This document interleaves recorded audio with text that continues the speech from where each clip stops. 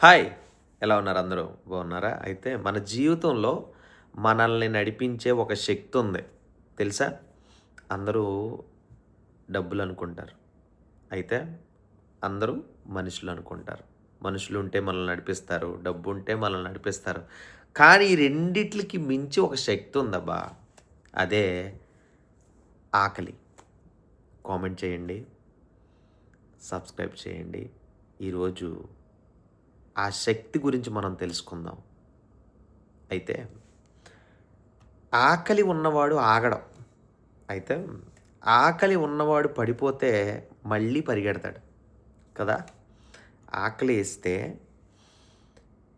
మళ్ళీ పడిపోతే మళ్ళీ పరిగెడతాడు. కానీ సామెతల గ్రంథం 16వ అధ్యాయం 26వ వచనంలో కష్టము చేయువాని ఆకలి వాని కొరకు వాని చేత కష్టము చేయించును. వాని కడుపు వానిని తొందరపెట్టును. ఆమేన్. చూడండి ఎంత చక్కటి వాగ్దానం అంటే, ఆకలి నిన్ను కదిలిస్తదంట. ఆకలి లేకపోతే మనిషి లేజీ అవుతాడు. ఆకలి ఉంటే కష్టపడైనా పని చేస్తాడు. అయితే చదవాలని ఆకలిగా ఉన్నవాడు స్టూడెంట్ అవుతాడు. ఎదగాలని ఆకలి ఉన్న మనిషి మనిషిగా తయారవుతాడు. ఇప్పుడు వీళ్ళిద్దరూ ఎవరు పుష్ చేస్తున్నారో అంటే బయట ఎవ్వరో కాదు. ప్రతిదానికి ఆకలి. ఎంత ఎదిగినా ఆకలనే దానికి ప్రతి ఒక్కరూ సరెండర్ అవ్వాలి. ఇంక వేరే చాయిసే లేదు. టయానికి ఆకలికి సరెండర్ అవ్వాలి. ఎంత ఉన్నత డబ్బు సంపాదించినోడు కూడా ఆకలికి సరెండర్ అవ్వాలి.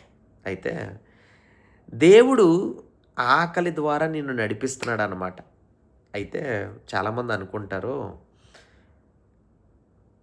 దేవుడు ఇలా చేస్తాడు, మనలో ఒక అసంతృప్తి పెడతాడో, ఒక హంగర్ పెడతాడో, అది మనల్ని ముందుకు నెడతది.